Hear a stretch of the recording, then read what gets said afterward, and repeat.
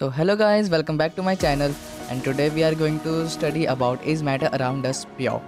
So let's get started. So the contents of this are matter and its types, elements and compounds, metal and non-metals, metalloids, mixtures and its types, solution and its types, solubility, factors affecting the solubility, concentration of solution. And today we are going to start with this.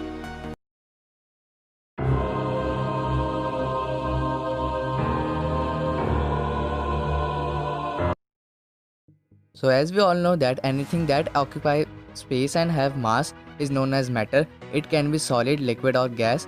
Types of matter are pure substance or impure substance. So here you can see a flowchart showing the pure substances and impure substances. In pure substances, elements and compounds are there, and in impure there are mixtures. First we are going to start about pure substances. It may be defined as a material or which contains only one kind of atoms or molecules. Pure substances are again of two types, and that are elements and compounds. So now we are going to study about elements. Pure substances which are made up of only one kind of atoms are known as elements. They can be split up into two or more simpler substances by any usual chemical methods, for example iron, gold, silver and many more. Elements are further grouped into the following categories: metals, for example iron, copper, etc. Secondly, in non-metals, for example carbon, oxygen, etc., metalloids, boron, silicon, germanium, etc. So now we are going to study about metals. So the properties of non-metals are: these are dull in appearance, they are poor conductors of heat and electricity, except diamond, which is a good conductor of heat, and graphite, which is a good conductor of electricity. Properties of metals are: these are lustrous, that means shine, they are shiny, they conduct heat and electricity. All metals are malleable and ductile, they are sonorous. All metals are hard except sodium and potassium. All metals are solid at room temperature except mercury, which is liquid at room temperature. They are neither malleable nor ductile. They are generally soft except diamond, which is the hardest natural substance known. They may be solid, liquid or gases at room temperature. Metalloids, the elements that have properties intermediate between those of metals and non-metals, are known as metalloids. अब हम पढ़ने वाले हैं compounds के बारे में. तो compounds क्या होते हैं? It is a form of matter formed by combining two or more elements in a definite ratio by mass. It can be decomposed into its constituent elements by suitable chemical methods, for example water, oxygen, nitrogen dioxide, etc. Impure substances. It may be defined as a material which contains more than one kind of atoms or molecules, and it is also known as mixtures.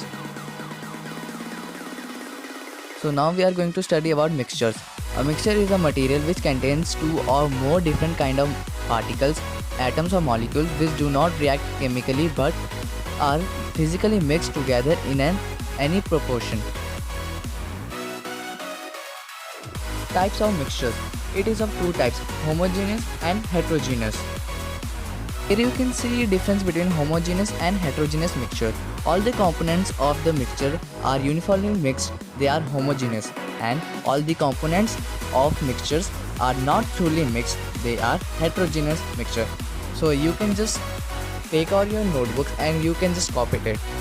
Secondly, the second difference is no separation boundaries are visible in homogeneous, but separation boundaries are visible in heterogeneous. This also you have to write.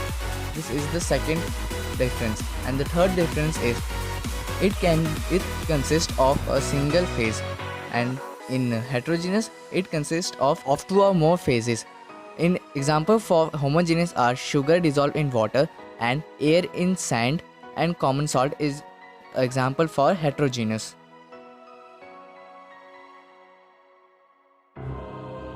Difference between mixtures and compounds. So as you can see in this table, and it's your task to find out which one is the element table and which one is the compound table, and it's your task to find. You can just pause the video and you can just go through it.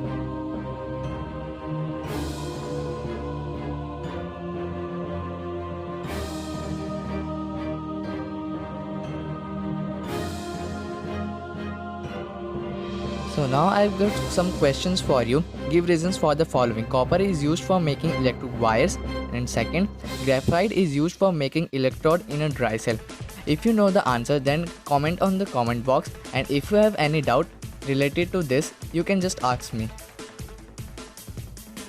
So I have some questions for you. Try this and go through it. If you have any doubt, then ask me on the comment box. So guys, now we came up with the end now. For further that topics are left, we will cover in the next part. So thanks a lot guys for watching this video.